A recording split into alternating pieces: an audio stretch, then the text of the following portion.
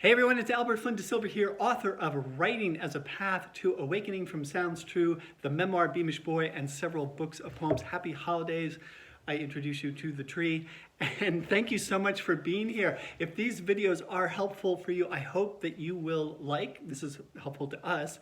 And go ahead and click the subscribe button. We're putting together helpful videos like this one for creative writers every week. We have our best-selling author interview series I keep adding to. I hope you've checked out some of those videos. And today, I'm super excited to talk about how to establish a sustained writing practice. This is a question that comes up over and over again.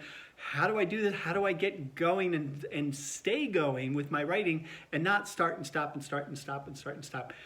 This is the trick. So I want to leave you through, I think I actually have 10 little steps we can do. These are steps to establishing and sustaining a creative writing practice that will sustain you and give back to you. Okay, number one, first of all, declare it.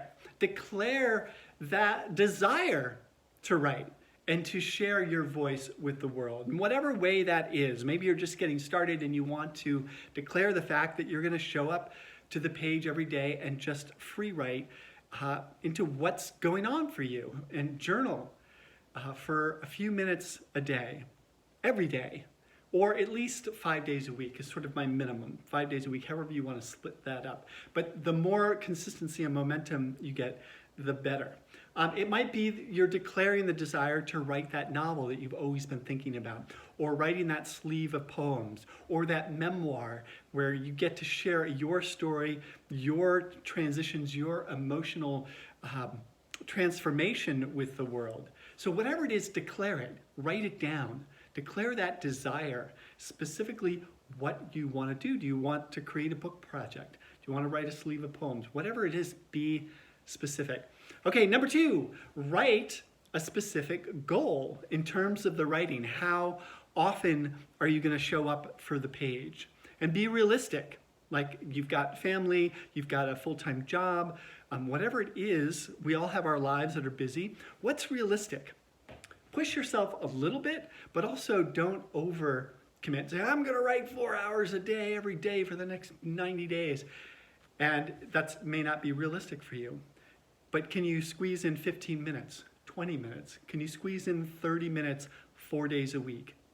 So be specific. It might not be just the amount of time that you can participate, but the number of words. I'm a big fan of number of words. I like to accumulate words. This is more helpful when you're writing a narrative project like a memoir or personal essays or a novel or something like that. For poetry, you're not trying to accumulate a certain number of words, for example, or for journaling. But sometimes it is helpful when you are trying to accumulate like a book length piece to be specific about the number of words you'd like to write per day. Could be 250 words per day. It could be 50. Sorry, 50 is not enough. More than 50. It could be 500, 1,000. Figure out what actually works for you. And just for perspective's sake, you can knock out about, in a 5-minute period, you could probably knock out 300 words. So we're not talking, it depends on how fast you write or how fast you type. But that's generally specific. Okay, number three, I want to move along here. Pick a time that you are going to write and that you're going to show up for the page and calendar it. Write it in your calendar, put it in your phone. Think of it in terms of a major important meeting, a major important appointment, like a doctor's appointment or a dentist appointment, etc. Put the time that you're going to show up into your calendar and be there. Now, another little thing that's very helpful is to write down where are you going to do this? Where are you going to do your writing? I like to do my writing on my favorite sofa here in the background. That's my place for my initial first drafts. What is your place? Where are you going to show up? What time are you going to show up? Put it in your calendar like it's an appointment. Okay. Tell your family, tell your roommates, tell your spouse, tell your important people in your world. Tell your dog, tell your cat, tell your parakeet. This is important because we want them supporting you.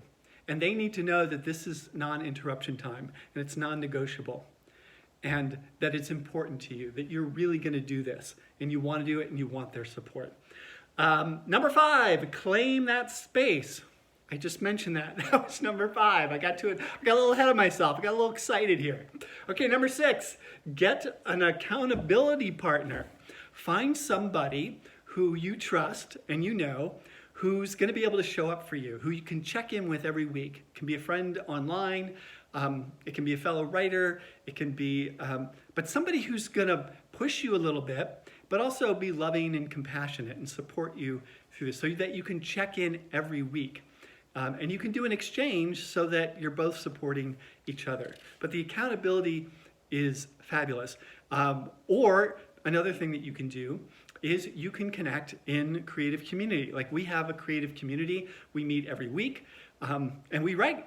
We write together in creative community. This holds us all accountable. And it's really fun to be around other people, get inspired by other people, etc. So these are ways for accountability. Okay, number 7, read, read, read. You've heard me say it before. Writing is reading, reading is writing. So take that time to read for inspiration, for knowledge, for insight, and all of the above. Okay, number 8, allow yourself to write garbage. This is number 1. Allow yourself to write crap. Just to be with whatever's in your heart, mind experience in the moment. Do not judge.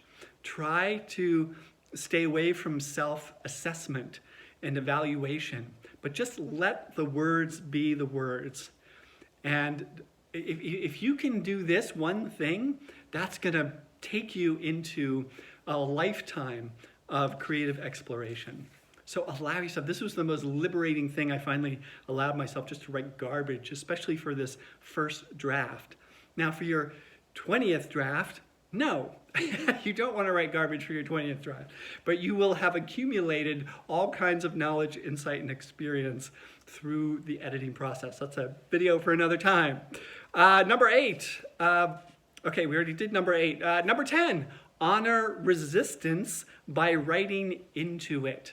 Honor resistance by writing into the face of it.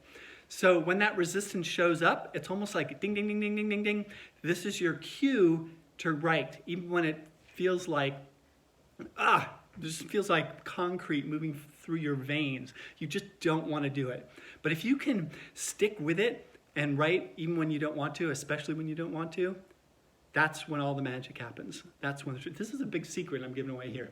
And but I want you to hold that and take it to heart because this has been my experience. Okay, number 10, celebrate your little wins. Celebrate the little wins. And by little wins, I mean the fact that you showed up for the page today, that you wrote 250 words, or that you wrote for 15 minutes. That's awesome. Or 10 minutes, or even 5 minutes. That's great. Celebrate that. Don't criticize. Don't say, oh, I should have written 20. I mean, these are just like voices in our head that are going to come up anyways. But give yourself some credit. Connect in creative community to get the support, to get that love and compassion that will help you stay consistent. I hope this is helpful. We're already at 8 minutes. And this is way longer than I want my videos to be. But I hope this is helpful because all of these points really helped me find that consistency. And I say this to my students every week. Consistency wins every time.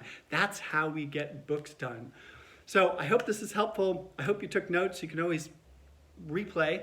And till next time, live well, love well, and write well. Please share this video, subscribe, hit the like button, and we'll see you next time. Thanks, everyone.